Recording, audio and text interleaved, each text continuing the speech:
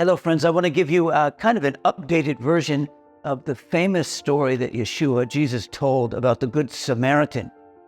He taught, of course, that the two great commandments of the Bible is to love God and to love your neighbor. Then people came up to him and said, well, how do I know who my neighbor is? In other words, in the Middle East, you love who's in your tribe. Jews love Jews, Arabs love Arabs. You're in your own group. You only love people within your own group. And Yeshua told them a story about a good Samaritan.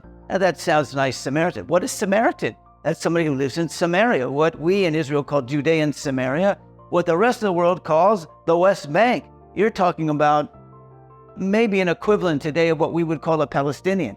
You're talking about someone that was disliked by the Jewish people, and they disliked the Jewish people. And he says, this is the type of person I'm talking about. When I say love your neighbor, which comes from the Torah, of course, Leviticus 19, he said, I'm talking about all people. It's a question of heart and love. How much more is that relevant today with the conflict between Jews and Arabs in the Middle East? Yeshua said, I command you, God commands, the Torah commands to love your neighbor as yourself. We need to overcome all racial and political prejudices and really love one another, not just in heart, but in practice.